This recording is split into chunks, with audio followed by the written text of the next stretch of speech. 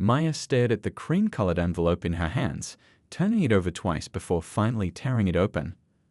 The paper inside was thick and expensive, with gold lettering that caught the afternoon light streaming through the design studio windows. "This has to be a mistake," she said, looking up at her best friend Diego, who was hunched over his sewing machine. Diego rolled his chair across the scratched linoleum floor. "What is it?" "It's an invitation, from Vivian Harlow." Maya's voice dropped to a whisper, as if saying the name too loudly might summon the woman herself. "She wants our team to participate in the annual showcase." Diego snatched the invitation and read it quickly, his expression shifting from curiosity to suspicion.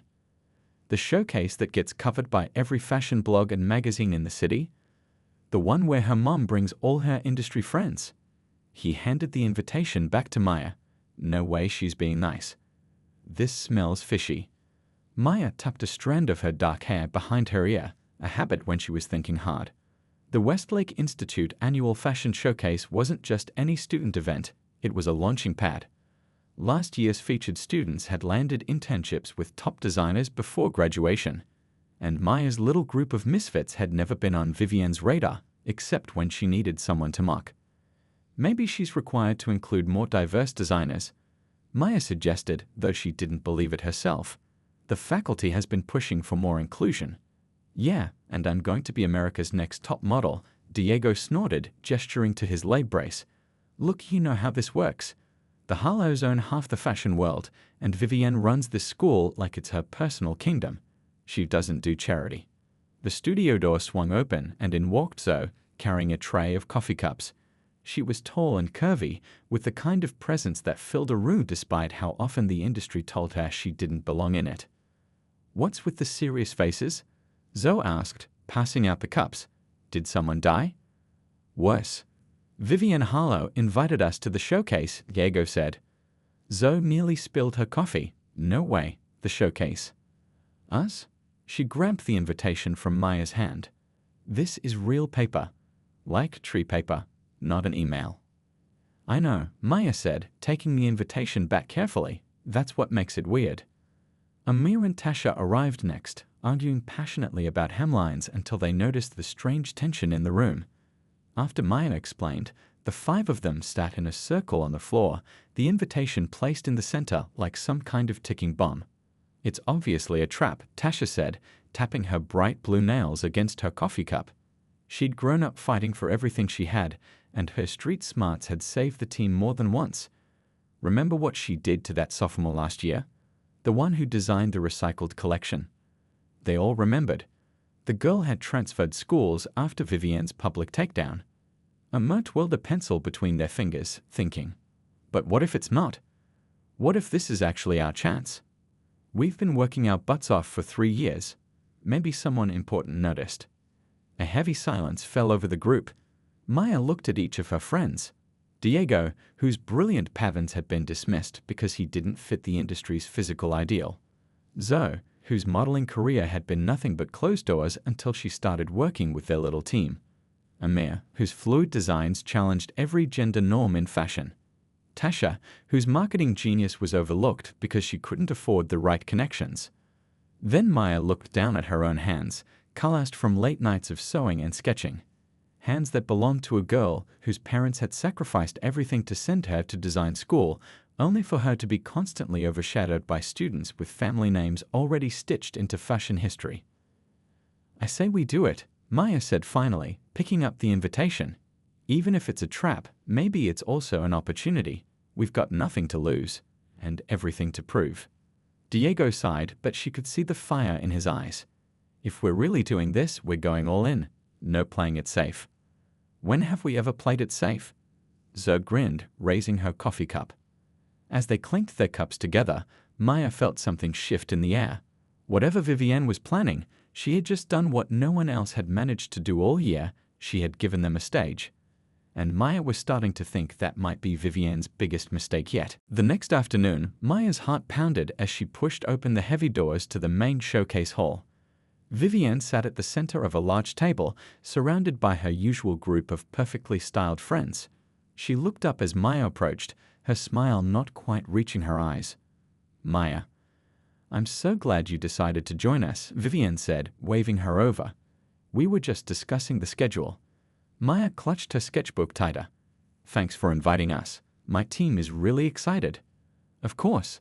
Everyone deserves a chance to shine, Vivienne said, her voice dripping with sweetness. Actually, I've given your collection a prime spot. You'll be showing right after mine. One of Vivienne's friends, a tall guy with carefully messy hair, raised an eyebrow but said nothing. That's really generous, Maya said, surprised. A slot right after Vivienne's collection was practically headline positioning. Well, I've always believed in lifting others up, Vivienne replied, flipping her blonde hair over one shoulder. Oh, and don't worry about stage direction or lighting. My team will handle everything for you. As Maya left the meeting with a folder of showcase information, she felt a mix of hope and unease. Maybe Vivienne really was trying to be inclusive. Back at their cramped studio space, Maya's friends were busy at work. Zoe was practicing her runway walk while Diego adjusted the fit of a jacket. Amir was sorting through fabric swatches, and Tasha was making calls to local fashion bloggers. So, how'd it go? Diego asked, pins held between his lips. Weirdly good, Maya said, setting down her bag. She gave us a prime spot in the lineup, right after her collection. Tasha hung up her phone with a frown. That doesn't make sense. Prime spots go to her friends. Maybe we're reading her wrong, Maya suggested, though she didn't sound convinced. Or maybe she wants to make sure everyone's still thinking about her amazing designs when we come out, Zoe said, stopping mid-strut. Diego nodded slowly. It's like when rich people hang cheap art next to expensive pieces to make the good stuff look even better. We're the cheap art in this scenario? Amir asked, looking up from their fabric. In her mind, yeah, Diego said. Meanwhile, across campus in a sleek private design studio preserved for the Harlow family, Vivienne was laughing with her friends. You should have seen her face when I told her they'd go after us, Vivienne said, lounging on a velvet sofa. Like a puppy getting a treat. Are you sure this is a good idea? Asked Lily, the quietest of the group. Their designs aren't actually bad. Vivienne rolled her eyes. They're amateurs playing designer. My mom's bringing the editor of Style Today and executives from 3 major brands. Do you really think they want to see plus-size models and whatever gender-bending stuff Amir makes? Definitely not, laughed Tyler, the tall guy from the meeting. I already told the photographers they can take a coffee break during that segment. No need to waste film.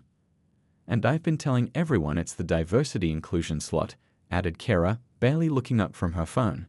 So they'll all know it's just there to fill a quota. Vivienne smiled, perfectly satisfied. My mom always says the fashion world is about creating the right context. When people see their little community center crafts after my collection, she made a dismissive gesture. They'll be laughed out of fashion. Back in their studio, Maya's team worked late into the night. The overhead lights flickered occasionally, and the heating had stopped working hours ago, but no one complained. They were used to making do with less. I still don't trust her, Diego said, carefully hand-stitching a beaded detail. Neither do I, Maya admitted. But we've got 3 weeks to make something amazing. If she's setting us up to fail, we'll just have to work harder. Zoe practiced her walk again, this time wearing one of their half-finished designs. We'll show them we belong on that runway. Tasha looked up from her marketing notes. We need to be smart about this. If Vivienne's playing games, we need to know what they are. I could ask my cousin, Amir suggested. He works catering at all the big campus events. The rich kids talk like service staff are invisible. The team nodded in agreement. They might not have Vivienne's connections or resources, but they had something she would never understand. The strength that comes from having nothing to lose. As the studio lights burned late into the night, neither group knew just how much was truly at stake, or how dramatically their paths would collide on the runway. 3 days before the showcase, Maya was running on pure coffee and determination. She'd been up since dawn, fixing a tear in one of their signature pieces. The main building was quiet this early, with most students sensibly still in bed. As she rounded the corner toward the supply closet to grab more thread, she heard familiar voices echoing from the fitting room. Vivienne's distinctive laugh made Maya freeze in her tracks. I can't wait to see their faces when they realize no one's even paying attention to their little show, Vivienne was saying. I told my mom to bring her important friends at 6:30. That's when my collection shows. By the time the diversity squad takes the stage, half the audience will be heading to the after party. Maya pressed herself against the wall, heart hammering. Did you see that awful purple dress the big girl is wearing? Another voice chimed in. It looks like something my grandma would make. That's the whole point, Vivienne replied. Everyone will compare their community center crafts to my collection and see the difference between real designers and one-oddies. I'm doing them a favor really, teaching them to know their place. What about the photographers? Won't they cover all the collections? Please, Vivienne scoffed. My mom donated the new photography lab. One word from me, and they'll have equipment problems during that segment. No pictures, no press, no problem. Maya's hands curled into fists, her nails digging into her palms. The purple dress they were mocking was one she'd stayed up 3 nights to complete. A piece specifically designed to highlight Zoe's curves rather than hide them. And the best part, Vivienne continued, is they're so desperate for approval they think I'm being nice. It's almost too easy. The voices faded as the group moved deeper into the fitting area. Maya stood frozen, a mix of hurt and rage washing over her. All their hard work, all their late nights, all for a setup. They were never meant to shine.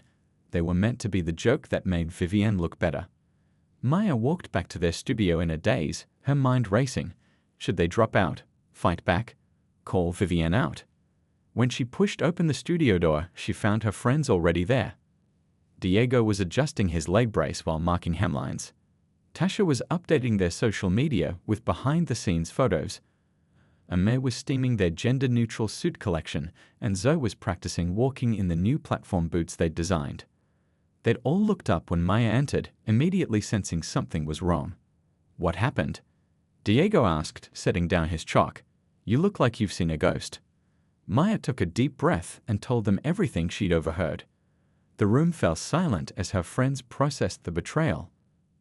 I knew it, Tasha whispered, setting down her phone. I knew it was too good to be true. Zug sat down heavily on a nearby stool, her face falling. So the whole thing was just to make fun of us? Of me? Not just you, Maya said, reaching for her friend's hand. All of us. Our designs. Our dreams. Diego slammed his fist on the table, making the sewing machines jump. This is exactly what happened to my sister in high school. The popular kids invited her to a party just to laugh at her. I'm not letting it happen again. So what do we do? Amir asked, looking around at the collection they'd poured their hearts into. Drop out. Maya looked at their designs, pieces that told their stories, that challenged the narrow vision of what fashion could be. She thought about all the late nights, the creative fights, the moments of breakthrough. She thought about how much of themselves they had put into this collection. No, she said finally, a new determination in her voice. We're not dropping out. That's exactly what she wants. But you heard them, Tasha said. They've rigged everything against us. Then we changed the game, Maya replied, her mind already racing ahead. We've got 3 days. If Vivienne wants to make us the joke of the showcase, let's give her a punchline no one will expect. Diego's expression shifted from anger to curiosity. What are you thinking? Maya grabbed a sketchbook and flipped to a clean page. I'm thinking we stop trying to fit into their world and start making them see ours. Tasha, you know social media better than anyone. Amir, your designs already break all the rules. Zoe, you've been fighting to be seen your way for years. And Diego, no one can construct a garment like you can. One by one, her friends gathered around as Maya began to sketch, her pencil flying across the page. If we only have one shot, she said, looking up at their uncertain faces, let's make it count. The studio was a whirlwind of activity. Fabric scraps littered the floor, empty coffee cups piled up in the trash, and the steady hum of sewing machines filled the air. With only 72 hours until the showcase, Maya's team had thrown out their old plans and started fresh. Pass me those scissors, Diego called from his workstation, where he was carefully deconstructing what had been their opening piece. If we're going bold, we're going all the way. Tasha looked up from her laptop. I've made a list of every fashion blogger and influencer who's ever posted about body positivity or inclusive design. The ones Vivienne isn't thinking about. She spun her screen around to show a spreadsheet. These 5 have the biggest followings, and they all respond to DMs. Maya nodded, impressed. Reach out to all of them. Tell them we're doing something that breaks all the rules at the showcase. What if they don't come? Zoe asked, carefully unpicking the purple dress that Vivienne had mocked. They'll come, Tasha said with confidence. I'm telling them we're staging a fashion rebellion. Nobody wants to miss that. Mona stood back from their design board, where they'd pinned up new sketches. I've been playing it too safe, they admitted, trying to make my stuff acceptable to the mainstream. But what if we lean into what makes us different? The team gathered around the board, looking at Mona's new vision. Gone were the careful compromises, the attempts to bridge their styles with conventional fashion. In their place were bold, unapologetic designs that celebrated exactly what made each of them unique. That jacket, Diego pointed to a sketch. What if instead of hiding my brace, we design around it? Make it part of the look? Yes, Maya grabbed a pencil and started sketching over Ome's design. And we can use those metallic fabrics we've been saving. Make the brace a feature, not something to cover up. Zoe ran her hand over the purple dress she'd been unpicking. And this dress, what if instead of trying to make me look smaller, we celebrate the curves? Add more drama here and here. She gestured to her hips and bust. For the next 18 hours, they barely stopped to eat or sleep. Old designs were torn apart and reimagined. New pieces emerged from the scraps of the old. What had been a collection trying to fit into Vivienne's world was becoming something entirely different, a statement about their own. I need more coffee, Diego mumbled, rubbing his eyes as dawn broke on the second day. No, you need sleep, Maya insisted, taking the fabric from his hands. All of you, 3 hours minimum. We can't sew straight if we can't see straight. While her friends crashed on the studio couches and floor mats, Maya stayed up, finalizing their new lineup. They'd have 10 looks instead of 15, but each one would say something the fashion world needed to hear. Tasha was the first to wake up, immediately checking her phone. 2 influencers confirmed, she said, her voice still rough with sleep. And guess what? One of them runs a live stream with 30,000 viewers. Perfect, Maya smiled. Vivienne thinks no one will see us. She's wrong. As the second day blurred into the third, the collection took shape. Diego engineered a series of adaptive designs that worked with different body types and abilities. Amir created pieces that transformed on the runway, shifting between traditionally masculine and feminine silhouettes. Zoe practiced walking in ways that showcased rather than apologized for her body. What about music? Amir asked as they steamed the final pieces. Vivienne's probably got something classical and predictable. Already handled, Tasha grinned. My cousin's band recorded something for us. It's loud, it's different, and it's definitely going to wake up anyone who's dozed off after Vivienne's show. On the final night before the showcase, Maya called everyone together. Their new collection hung on racks, bold, colorful, and nothing like what they'd originally planned. Tomorrow, Vivienne expects us to fail, Maya said, looking at each of her friends. She thinks we'll walk out there, be compared to her perfect collection, and shrink away embarrassed. She doesn't know what's coming, Diego said, a tired but determined smile on his face. But it's not just about proving her wrong, Maya continued. It's about showing everyone watching that fashion can be more than one kind of beauty, one kind of body, one kind of story. Zoe raised an imaginary glass, to owning who we are. And to Vivienne, Amir added with a mischievous smile, for giving us the perfect stage to do it on. As they left the studio that night, their redesigned collection packed carefully into garment bags, Maya felt a mix of fear and excitement.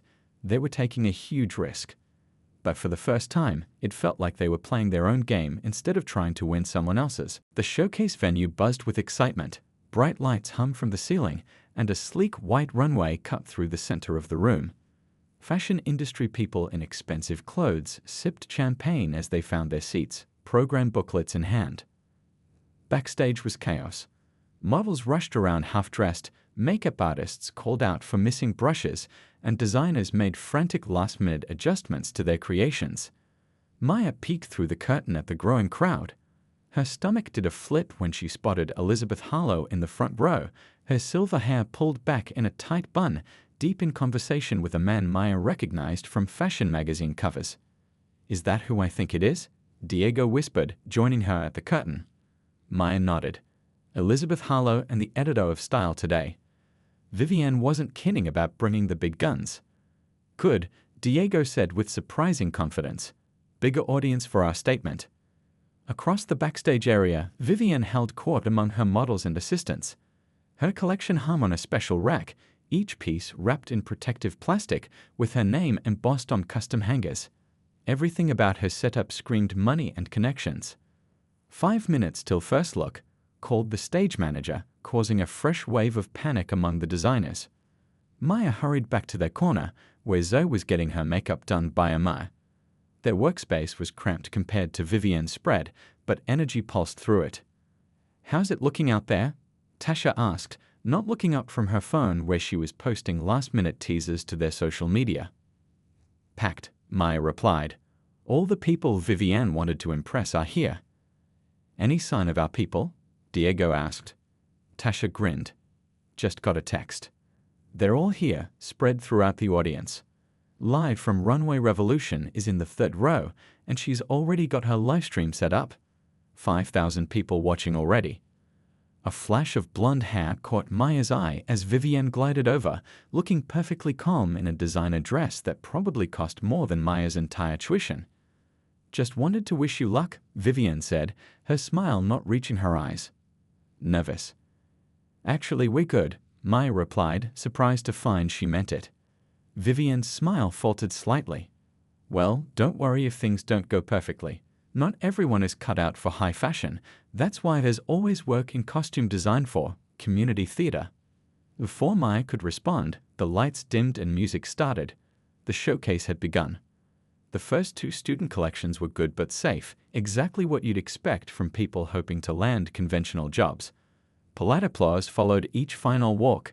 Then it was Vivienne's turn. Even Maya had to admit the collection was beautiful. Clean lines, perfect stitching, and commercial appeal in every piece. Models with identical slim bodies glided down the runway in soft pastel colors and delicate fabrics. It was technically flawless and completely forgettable.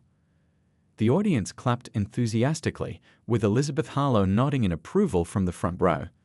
Vivienne took her bow, blowing a kiss to her mother. As she walked off, she passed Maya with a smirk. "Try to follow that." The stage manager turned to Maya's team. "You're up next. We've got you announced as Diversity in Design, a fresh perspective." She checked her clipboard. "That's what Ms. Harlow told us to use." Maya exchanged glances with her friends. Even the introduction was designed to make them sound like a charity case. "Actually," Maya said, "we've changed our collection name." The stage manager frowned. "I can't just change it now." "Please," Maya said, "it's important." Something in her voice must have gotten through, because the stage manager sighed and nodded. "Fine. What's the new name?" Maya smiled. "Call us the Rebellion." The stage manager raised an eyebrow, but made the note. 2 minutes, she said before walking away. Maya gathered her team in a tight circle. "This is it. No matter what happens out there, I'm proud of what we've made." Zoe, dressed in their opening piece, a stunning redesign of the purple dress, took a deep breath. "Let's show them what fashion really looks like." Diego adjusted his custom jacket that incorporated his leg brace into the design. Ready to make fashion history. From the speakers, they heard the announcer's voice. "Next up, we have a collection entitled The Rebellion, designed by Maya Chen and team." There was a confused murmur from the audience. This wasn't the name in their programs. The lights dimmed. The music that had been soft and classical for Vivienne's show suddenly cut off, replaced by the driving beat of Tasha's cousin's band. The spotlight hit the runway entrance. Zoe squared her shoulders and stepped into the light. From her seat in the front row, Vivienne's smile froze on her face. This was not the amateurish collection she'd been expecting. This was something else entirely, and the crowd was about to find out exactly what. Zoe stepped onto the runway, and the crowd fell silent. The purple dress that Vivienne had mocked was now transformed. It hugged Zoe's curves proudly, with dramatic structured shoulders and a flowing skirt that moved like water as she walked. Gems caught the light at strategic points, drawing the eye to celebrate rather than hide her shape. But it was Zoe's walk that truly commanded attention. Where Vivienne's models had glided with practiced uniformity, Zoe strode with purpose, her chin high, her eyes fierce. She wasn't asking for approval, she was claiming her space. From the third row, a fashion blogger in bright yellow glasses held up her phone, lip streaming. Her whispered commentary carried to those nearby, "Oh my God, this is actually revolutionary." Vivienne's smile tightened as she watched the audience's reaction. This wasn't the awkward display she had expected. People were leaning forward in their seats.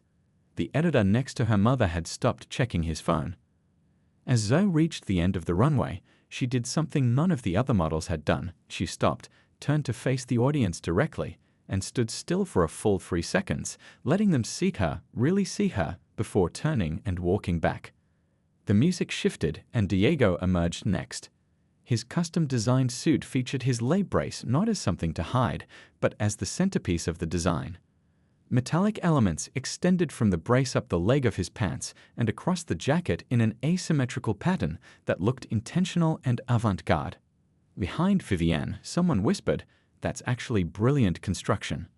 2 more models followed, students from the drama department who had bodies that would never be hired by modeling agencies. One was a petite woman with a prosthetic hand, wearing a flowing sleeve that transformed what might have been seen as a limitation into a dramatic design element.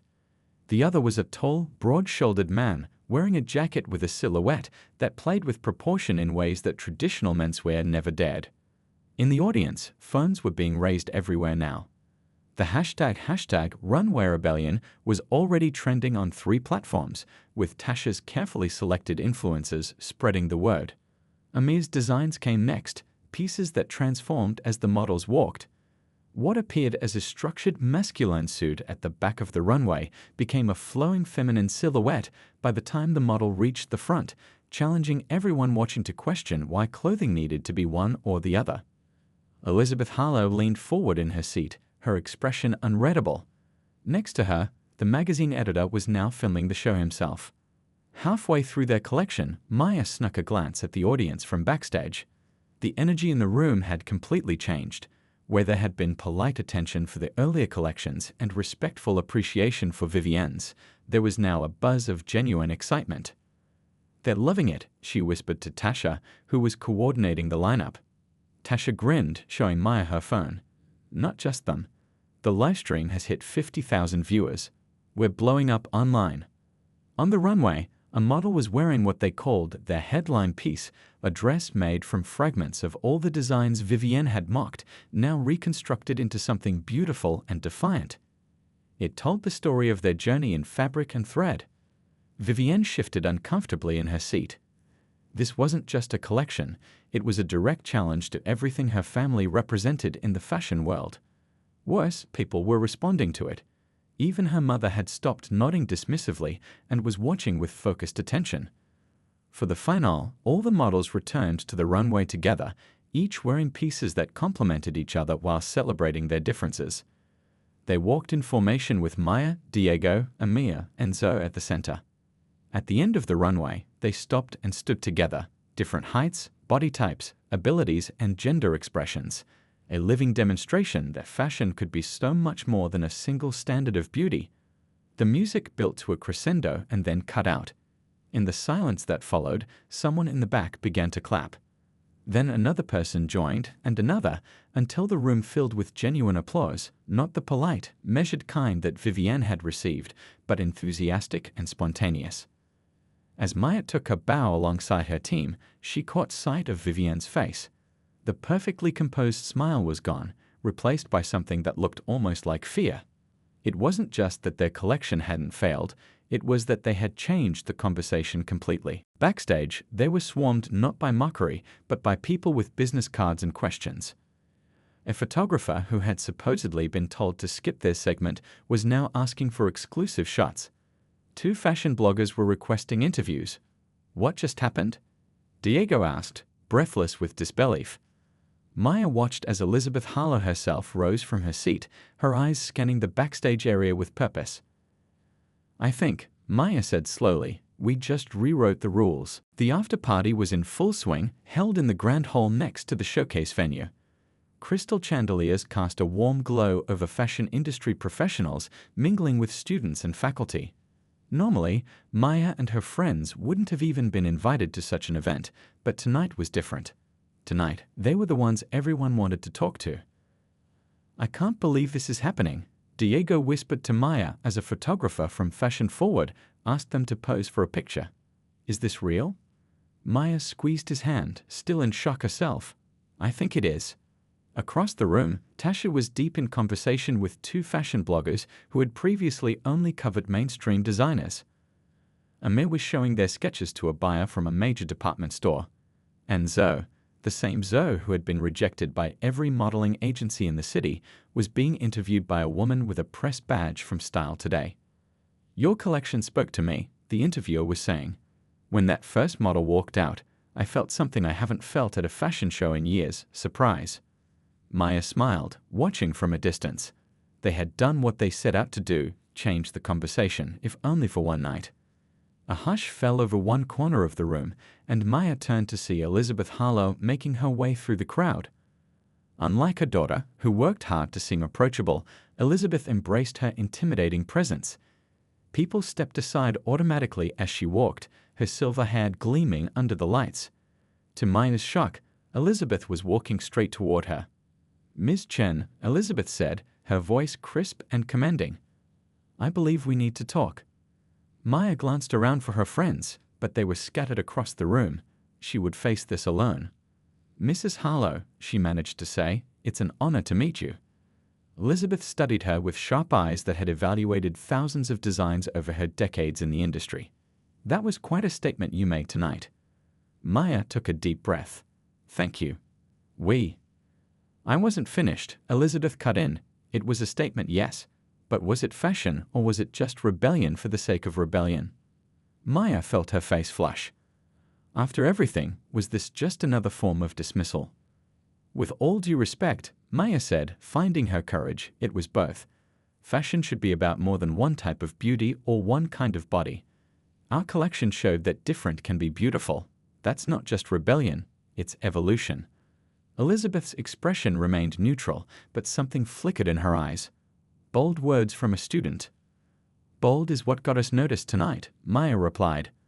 To her surprise, Elizabeth's mouth curved slightly. Yes, it did. She reached into her clutch and pulled out a business card. "I have an opening for a junior designer starting next month. Someone who isn't afraid to push boundaries, within reason, of course.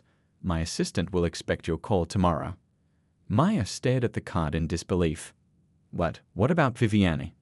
"I thought." "My daughter," Elizabeth said coolly, "has had every advantage in life.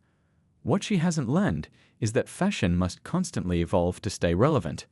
Tonight was a valuable lesson for her." She glanced across the room where Viviane stood alone, watching them with barely concealed anger. Whether she learns from it is her choice. As Elizabeth walked away, Maya's friends rushed over. "Was that deity Elizabeth Harlow?" Tasha asked, eyes wide. Maya held up the business card, still in shock. "She offered me a job." Their celebration was interrupted by the sound of heels clicking sharply on the marble floor. Viviane appeared before them, her perfect composure finally cracked. "Congratulations," she said, her voice tight. "You managed to fool everyone with your little stunt." "It wasn't a stunt," Maya replied calmly. "It was honest design." Viviane's eyes narrowed. "You think one night changes anything?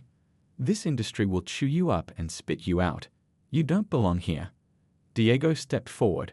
"Maybe it's the industry that needs to change, not us." "Good luck with that," Viviane laughed, but the sound was hollow.